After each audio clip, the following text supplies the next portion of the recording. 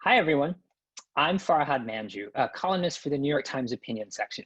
Thanks so much for being with us for what promises to be a compelling conversation about inequality in America, especially as it relates to housing.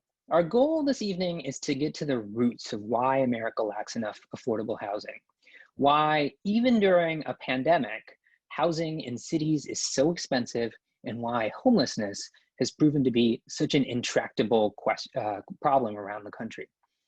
I suspect you agree that housing costs and homelessness are problems, but where the country seems split is on what to do about it. I, along with the New York Times editorial board, I've argued that to address the issue, we've got to accept deep change in our neighborhoods and communities, especially by being more open to more people and more development. We're going to start with a discussion about economic mobility as it relates to geography.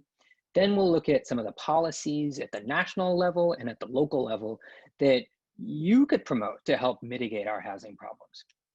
Just a heads up that we're recording this event, so you'll be able to watch it again or share it with your friends. Before we start, I'm curious to get a read of the room, as it were. We're going to occasionally present questions for all of you, and I'd love if you could respond. So we should have one here.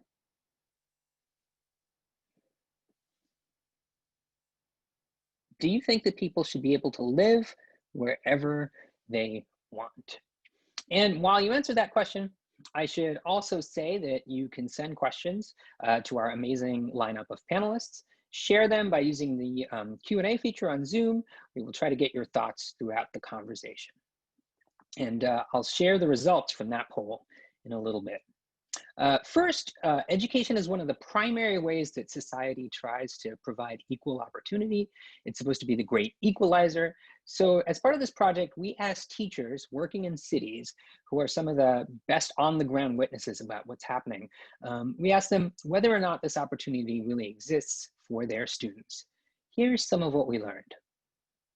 As a teacher, it's really difficult to watch what's happening right now. Students' natural ability, students' talent, students' intelligence are being overshadowed by resources, are being overshadowed by structural differences, are being overshadowed by the fact that we don't live in an equitable world yet.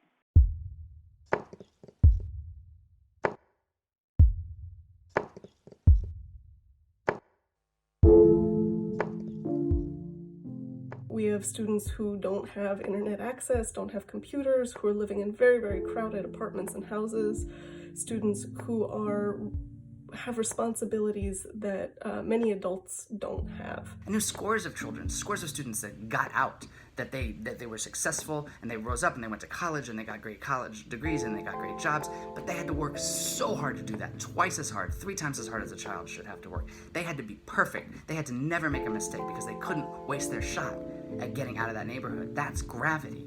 I'm fortunate enough to work for a network that's able to provide a lot of resources that students need, but that's not the same case everywhere.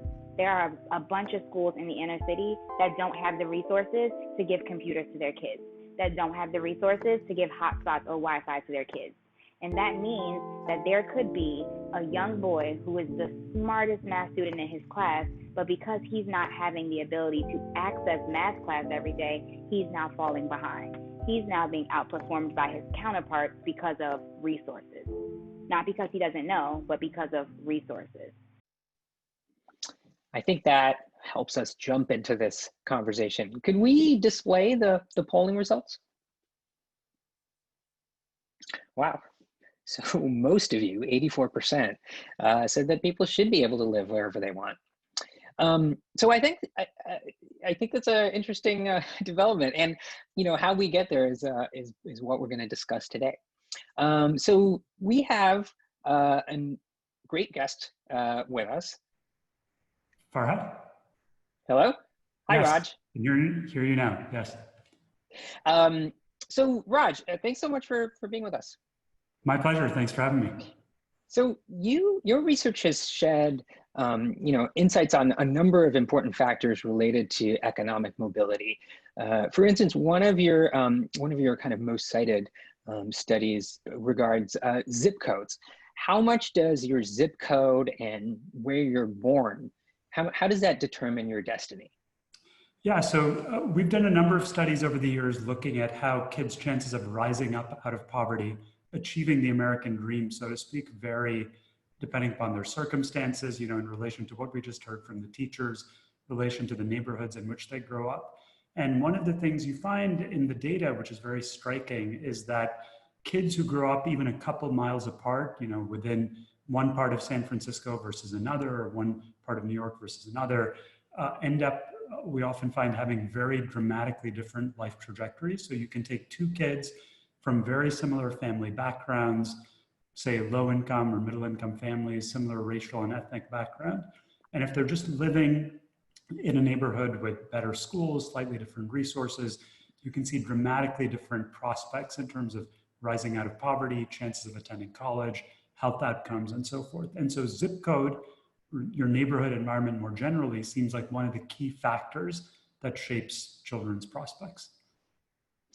Can you explain, why that might be? Why would a zip code, why would where you grew up, and even if it's just kind of small differences between two people, why does that have such a powerful effect on your future? Yeah, I mean, let me answer that question in two steps. So first, how do we even study these issues? How do we study how a zip code has a causal effect on kids' outcomes? Well, one of the ways we're able to do that is by studying experiments that the government has conducted. A famous one being the Moving to Opportunity experiment that gave families housing vouchers to move to more mixed income, lower poverty areas. And what we found is if you by chance got lucky and received one of these vouchers, your kids, when they grew up and we follow them for 20 years, we see that they're earning a lot more, they're doing a lot better on the various dimensions I just mentioned.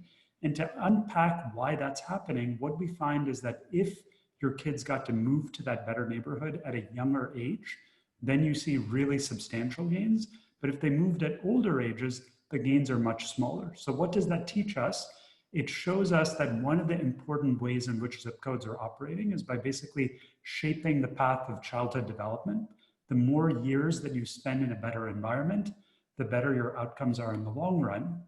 And so then you can dig deeper and ask, what is it that's different about the childhood environment in some of these places where we're seeing kids succeed? And so there's some intuitive things that you'd naturally think of, like the quality of the local public schools, access to higher education, affordable higher education, things like that. But it's also a variety of factors that maybe don't come to mind quite as immediately. Things like the amount of social capital in an area. Who are you connected to? What kinds of mentors do you have?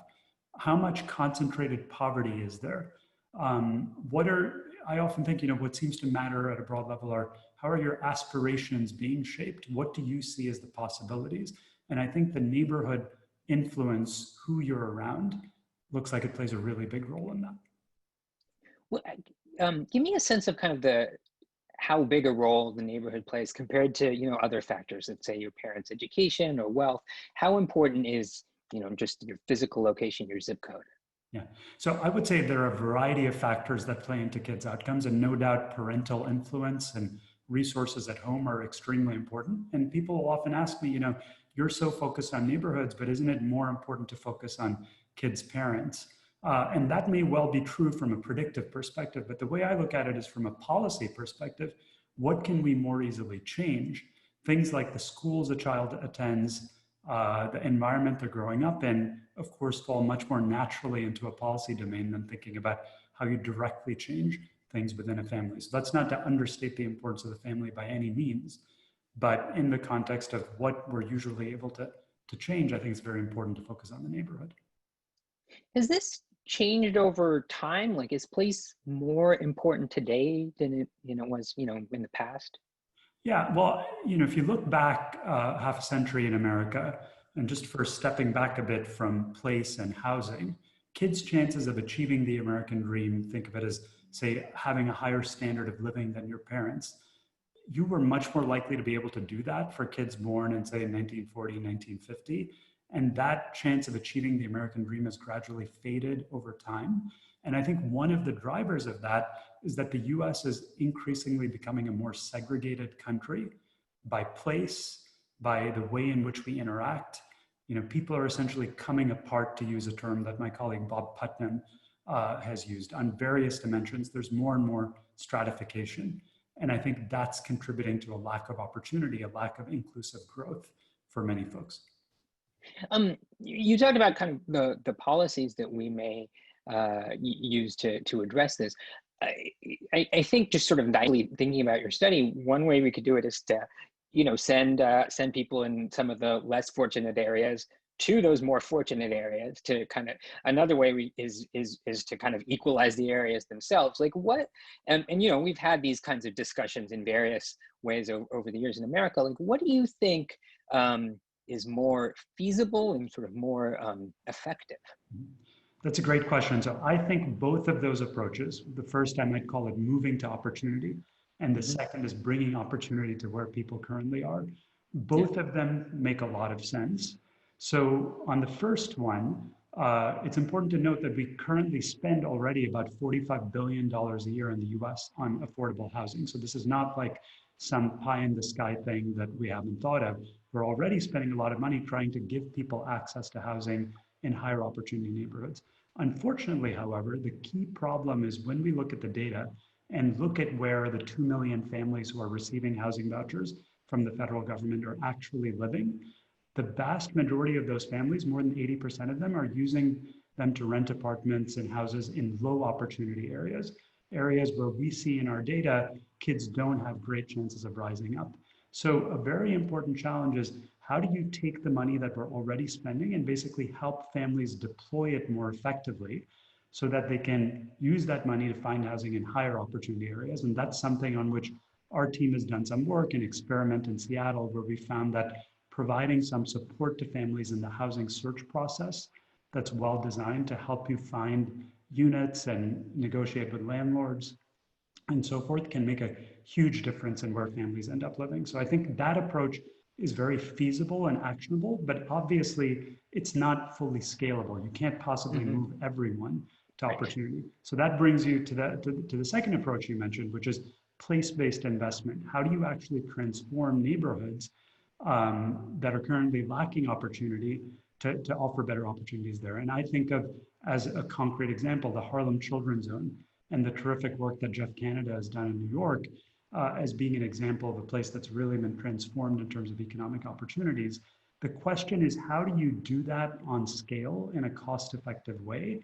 And very importantly, how do you retain affordable housing in those places after you've transformed them? Because the worry, of course, is you make Harlem really attractive, and then it just becomes much more expensive, and the very folks who were seeking to help can no longer afford to live there.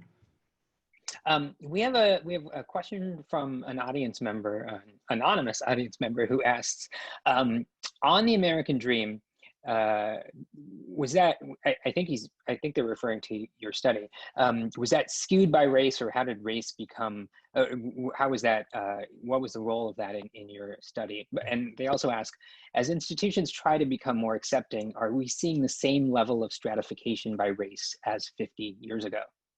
Yeah, I appreciate raising issues of race, which are obviously completely central here.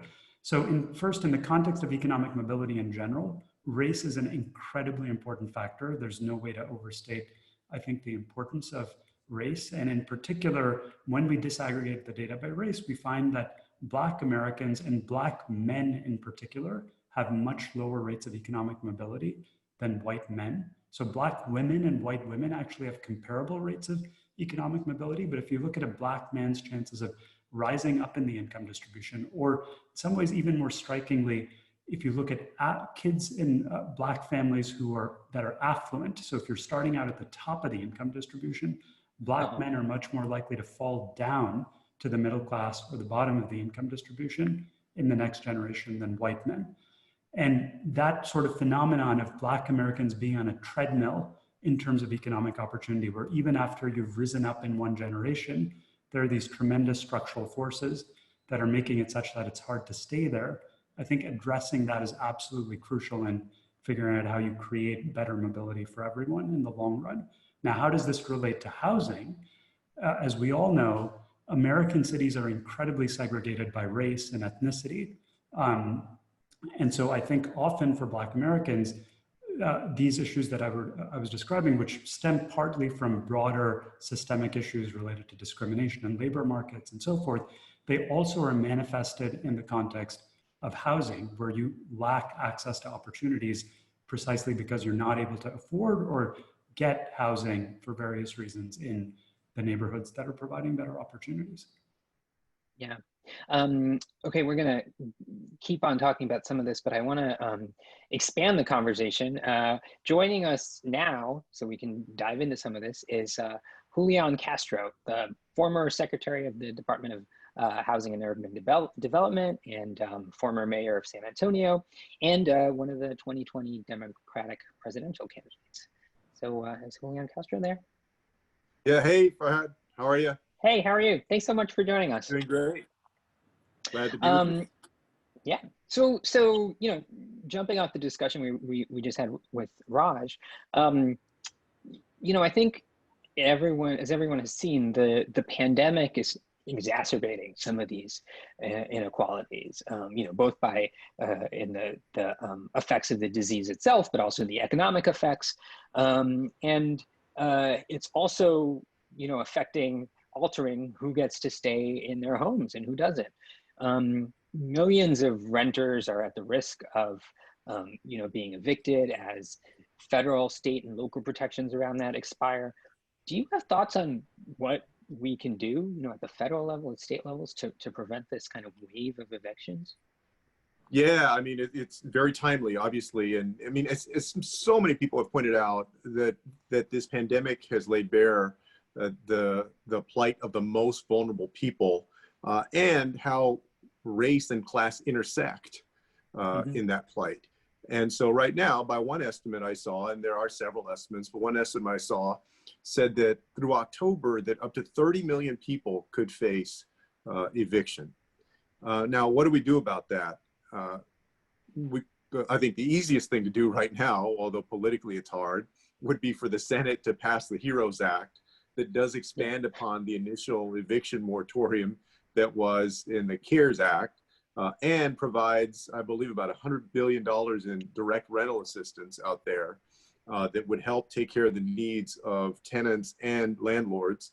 In addition to that, as you know, a number of states have put their own eviction moratoria in place, and some cities have put eviction moratoria in place. Additionally, some cities, I know San Antonio, which I'm in right now, put together a $25 million fund for residents who could not afford the rent and who could apply to the city for funds. But that's not at a scale that Congress could be able to provide. And so I think we need absolutely a federal response, which would be, you know, putting in place a strong eviction moratorium and also direct rental assistance.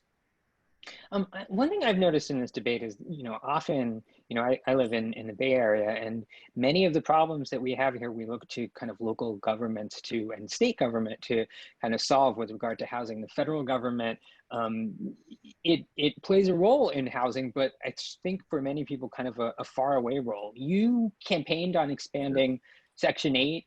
In the Times editorial board has also advocated for this. This is a program that provides housing vouchers for low-income families. Could you explain how the program works and how you would expand it?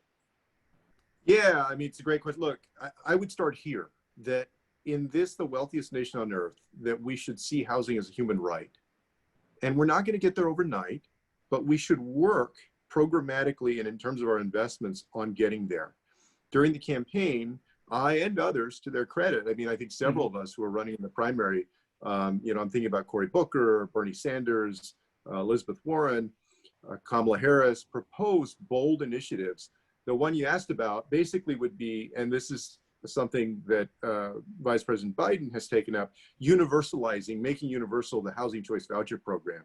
So basically, the way that I proposed it was that if you earn 50% of the area median income or less, that you would be entitled to get a housing choice voucher that you could then take into the private market.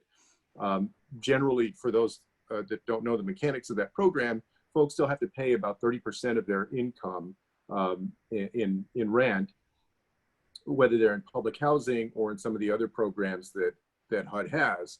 So you're giving opportunity, as Raj was talking about, to families to go to neighborhoods of opportunity. He points out a very good challenge with that, which is that too oftentimes people are packed into the same neighborhoods, right? I think he said 80% of those folks that they studied that had a housing choice voucher were in low opportunity neighborhoods. I do think that you need to match that with a very robust investment in new supply of housing that is affordable to low-income individuals and families and middle-class individuals and families. We have to do both of those things. I mean, we're just talking about sort of the difficulty of, or the impossibility so far of passing the HEROES Act. What's your sort of sense of whether the Section 8 expansion or any other kind of big federal intervention and help in housing, whether that's achievable now, given the pandemic and given people's kind of increasing worries about government debt? And I mean, why make this a priority in a time when there's kind of a lot of other issues? We see that housing is the most important factor in terms of creating stability in a person's life. Right? We saw that in the drive to reduce homelessness during the Obama administration with the Housing First policy, that once somebody has good, safe, decent, affordable housing, that is a key to better educational opportunity, better job opportunity, better health outcomes. So all around, that is a key element of success in a person's life. I think it's also true that we want to make sure that in the 21st century, the American dream is still real, and that somebody has a strong foundation to work with. Right now in our country, we're going backward. We're going in the wrong direction when it comes to homelessness, when it comes to an affordability crisis. And I think that we need to make those investments. You asked about the feasibility of this. I believe that on January 20th, 2021, at 12:01 p.m., we're going to have a Democratic House, a Democratic Senate, and a Democratic president. That's going to provide tremendous opportunity to do some things, hopefully including in housing, that have been more bold than we have been before. We're not going to get this done right away. You're going to have, it's always politically difficult, but I do think that we can take some important steps in 2021, given what I believe is going to be the political climate. Yeah, I want to bring Raj back in for a bit. Raj, in your research looking at communities around the country, one thing I was interested in, we've mostly talked about cities so far, but how do cities compare to kind of rural areas in terms of mobility? Like, where should you be if you want to be in sort of the most economically mobile part of the country? Cities or small suburbs, rural areas? Yeah, it turns out, Farhad, actually the answer to that question is not universal. It depends upon which part of the country that you're looking at. So if you look at the Midwest, for example, the cities in the Midwest, places like Milwaukee, Chicago, actually have significantly lower rates of economic mobility than the rural Midwest. If you look at a place like Iowa, for example, some of the highest rates of upward mobility in the country. Now, what's interesting about Iowa is a lot of the kids who are doing really well in Iowa, when we're seeing their outcomes as adults, they're living in a place like Chicago, they're living in a place like New York. So they've acquired the benefits of growing up in Iowa, attending good schools, community, et cetera. And then that's showing up in terms of high income and a job somewhere else. Now, if in contrast you look at the Southeast, you see the opposite pattern, where the urban centers have relatively higher levels of economic mobility than the rural areas. And if you dig deeper, what's the broader message there? Again, I think it echoes some of the themes that we've been talking about interaction and where you're seeing more connected communities in particular.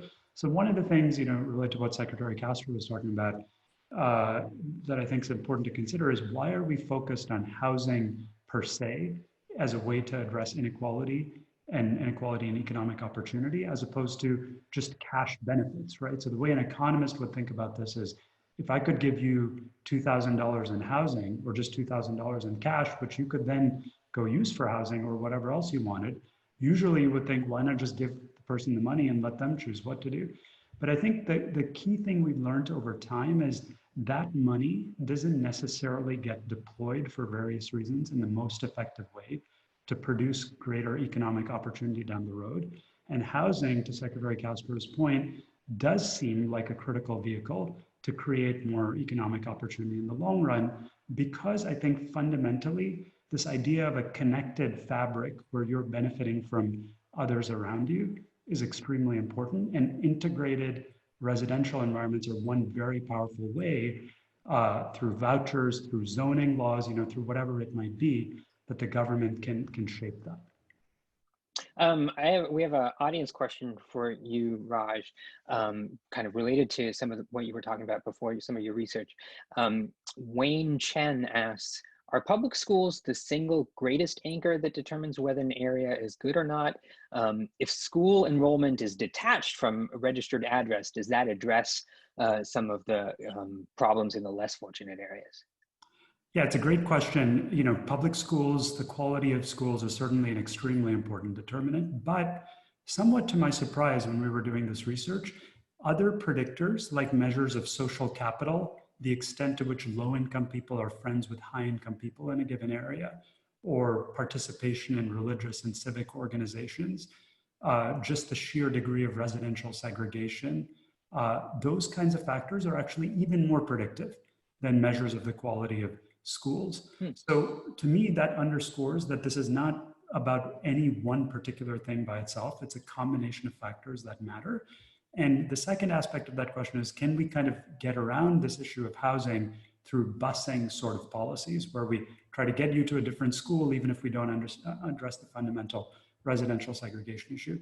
And while I don't think we have definitive scientific evidence yet on that question, my sense is that's not quite as effective, because what you tend to see in a number of schools where you have busing is self-segregation within those schools. So the kids who are bused in are often not really fully woven into the community in the way that can happen when you have effective residential integration. So I don't think it's a pure substitute.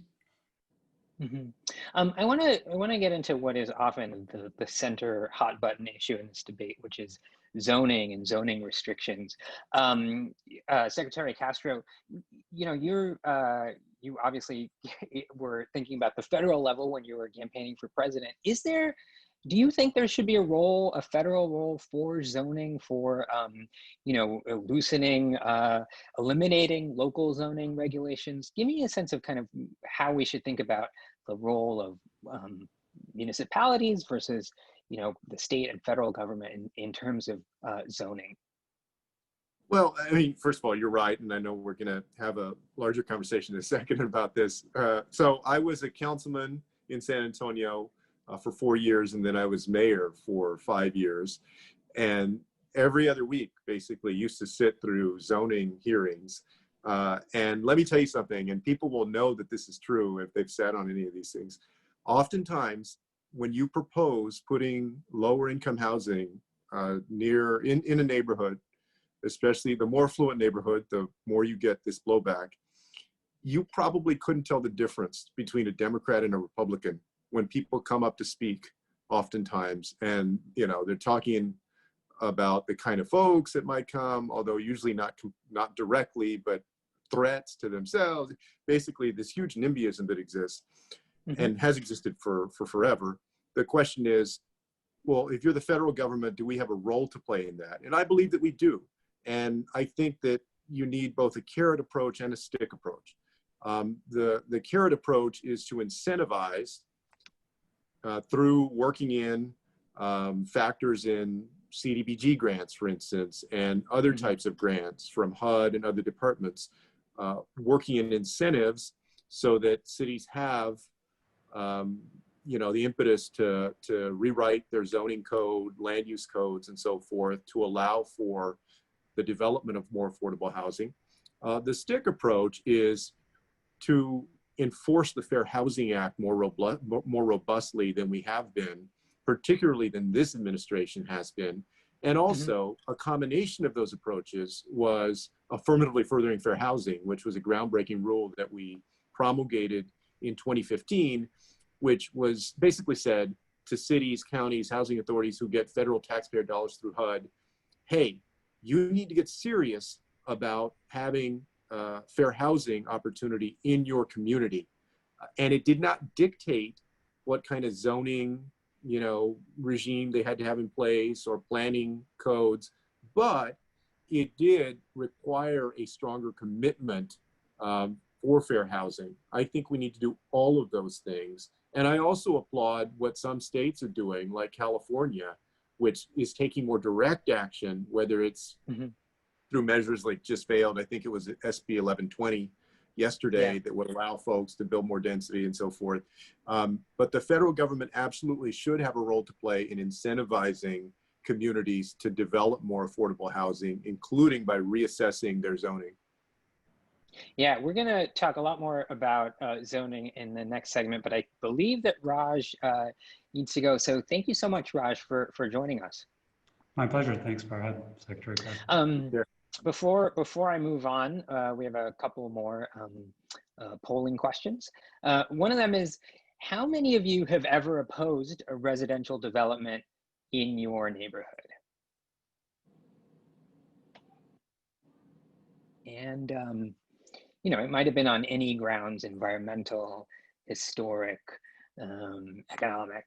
And let's take that one down. And then we have one more question. Do you think the American dream should still be about owning a single family home? So, not whether it is the dream, because I think for a lot of people it is, but should that be the case? All right, and I think we should have the results already. So can we see the results for the first one?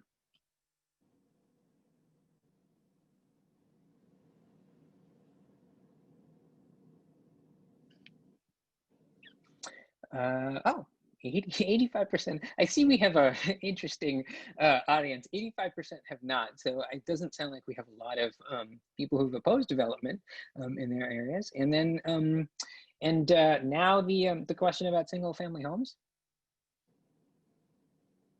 Do you think, a similar number, 85% think that the American dream should not be about owning a single family home. So to talk about this and other things, joining us now is Sonja Trauss. She's the founder of the SF Bay Area Renters Federation, acronym SF-BARF, and the president of YIMBY Law, a legal nonprofit that fights for development projects that often get held up. So Sonja, are you there? Yes, hi. Hi, thanks so much for joining us. Thanks for having me. I have to say, you were a controversial guest. I got several emails asking me how I could justify having you on. I think it's like an illustration of how intense these on the ground battles are for housing. And a lot of people think about the way their neighborhoods are changing, the character of their neighborhoods, and it provides, prompts kind of a visceral reaction. How do we overcome that visceral reaction at the city level? Well, so this 85% of people who have never opposed housing development, that's great. So, I guess some self-selection as far as people who have shown up. Thank you and welcome to all of the people, that's 16% who showed up, maybe they're contrary. So if you haven't opposed the development, that's a great start, but have you supported a development? I think that's the number one thing, and the reason I started the SF Bay Area Renters Federation and now YIMBY Action and YIMBY Law is that people who support development, or even if you don't care that much, it's actually extremely valuable to show up and say, I'm actually fine with this. When Secretary Castro was still on city council, I'm sure that the majority of the residents about, you know, the projects they were looking at, didn't even notice it was happening.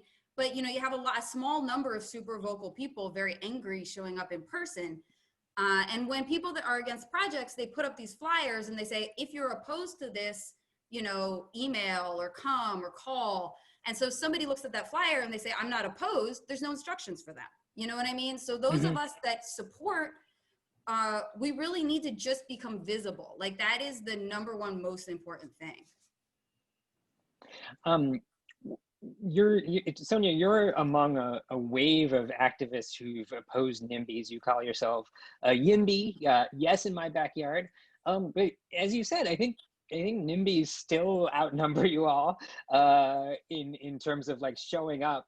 Is that just what needs to change? People just should be more active at the local level? Is that, I mean, tell me other things that we, you know, YIMBYs could do. You know, it's good to have economists, you know, it's good to have studies, but tragically, that's not how most people make decisions. You know what I mean? Most people, most of the time, don't have political or policy views because of a study they read. This kind of thing is extremely social, you know, so most people want to agree with most people that they know. So, and local officials, like, I think a lot of people don't participate in politics as much, especially at the local level or at any level, as much as they could, because we all sort of have the idea that if you're writing an email to a city council person or mayor, your representative, and you have some idea, then, you know, you might have to back it up with a lot of facts and figures, but none of that really matters that much. You know, like, if you write a short, simple email, the most convincing thing to an elected official is not a study. It's saying that not only that you vote, but you phone bank, right? So, and that's the most effective NIMBYs. That's what they say. They're not out there citing any moral reasons or any science reasons. They're just saying, I don't like this building. This is a single family neighborhood. I'm used to the single family neighborhood. It makes me feel good about myself that I, you know, have access to this exclusive area. This apartment building is making me upset, and I phone bank. And that's convincing. So it is true that probably in most places, most of the time, NIMBYs are still outnumbering, you know, pro-housing advocates. But where there are pro-housing groups, you know, people should go check out yimbyaction.org, find your local pro-housing friends. Now that a lot of hearings are online, it's a lot easier for people who have jobs to participate. So we're really actually kind of kicking ass and showing up in a big way. Secretary Castro, you know, Sonja, that you might have had to, when you were in the city council, you know, talk to people who oppose density projects, you know, new development projects. What was your pitch if you were, you know, if you did meet critics of new development? What do you say to kind of convince them that we do need to build? I think it's a couple of things. I mean, first of all, there's an education process that often has to take place because, you know, to folks that are well-intentioned, and, you know, I give people the benefit of the doubt that many people are well-intentioned and they're just concerned about what's going on in their neighborhood. That's natural, of course. Anybody's going to be concerned about, you know, what's going to come up next to them. That is a significant investment that they have and so forth. So it's important. I would, you know, there are so many experiences that communities across the country have had where when that density is created, even when lower income residents move in, but not all of the development we're talking about is lower income, but even when lower income residents that often get maligned by folks move in, that the sky does not fall, that your property values oftentimes do not fall, that everything is good, and that people recognize they have so much more in common with those people, quote unquote, that they're often called, than they thought. And so we need to be able to highlight more of those stories of what happened afterward. The other thing, I think, especially at places like the Bay Area, I think of Seattle, I think of a number of other places, I do think that you can connect more with people now on the absolute emergency that we're in and the need to create more density. And Sonja would have a much better sense of this on the ground than I would, of course, but you probably do sway some people now who are open to say, okay, look, I recognize that everybody's got to play their part, because the longer this lack of supply goes on, the more pressure is going to build. It's just going to keep building and building and building. And the quality of life for everyone, even people who think that they can sequester themselves in some gated community or neighborhood somewhere, and they're not going to be affected by any of this. No, I mean, you are going to see an effect from this. You're seeing more people sleeping on the streets. You have worse health outcomes, a number of other outcomes out there that hurts each local community, hurts the state and the country. I wanted to ask both of you, maybe we'll start with you, Secretary Castro, to talk a little bit about the kind of the national politics of housing. So Donald Trump has been recently accusing Democrats of wanting to abolish the suburbs. It's a false charge. It's an ugly echo of the racism that built some of the suburbs. But I worry that it could kind of fan NIMBY flames. Do you worry about this kind of the way that Trump has kind of waded into this issue? Yeah, I mean, it's not surprising. This guy's the biggest racial grievance / identity politician, if you want to call him that we've had probably since George Wallace on the national stage. And what's happening right now is that for the first time in a long time, the suburbs are competitive between the Republican and the Democrat due to how bad a president he's been, in my opinion. And so it's not surprising that he's appealing to the worst, most guttural instincts of some people. And what's important, though, is that he's telling a lie in different ways. Number one, he's telling a lie about the people who would move in. He's telling a lie about the policy itself. He's focusing on affirmatively furthering fair housing that did not dictate to suburbs, zoning decisions or anything like that. Simply said that you need to put together a plan for fair housing opportunity for everybody. He's also telling a lie about the composition of suburbs. As you know, many suburbs across this country are not lily white anymore. Yeah. They have diversified. In fact, in places like Fort Bend County outside of Houston, that's one of the reasons that now Republicans have lost the county supervisor seat. They may well lose in Texas because so many of these suburbs have diversified, both in terms of race, ethnicity, and so forth, and also their political ideology. So he may not be quite as successful just on a political ideology standpoint as he would have been 10, 20, 50 years ago. Yeah, so this is going to be our last question, Sonja, but do you have thoughts about that, the way that this issue is kind of playing at the national level? Yeah, I mean, honestly, I think for us, Trump weighing in has been great, because a lot of liberals, when we try to explain that single family zoning, has these racist impacts, and it's not just impacts. I mean, the origins of zoning were explicitly to keep out minorities and low-income people. They don't really believe us. And so now for Trump to actually make it clear, it's very, very helpful. So it's true, nobody's gonna abolish the suburbs. You can keep your single family house. That's the most important thing. Just because someone down the street is building an apartment building, you can keep your single family house.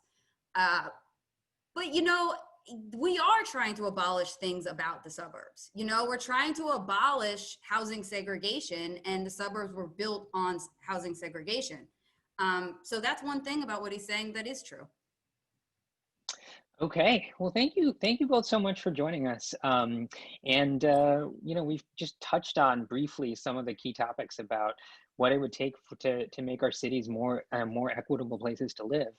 Thank you for everyone in the audience for your questions and comments. One key takeaway for me, as Raj Chetty said, his research shows that economically integrated communities are an important part of the fabric of society, and good integrated public education is important, but proximity to people of different economic backgrounds has many benefits, and making that happen is going to take a lot of political effort, and I think that's going to be a big project for the future. I'd like to thank everyone in the audience, all our guests, and I'd like to give a special thanks for our subscribers. You make our work possible. Thank you everyone for joining us, and we hope to see you again. Thank you. Thanks for having Thanks. us.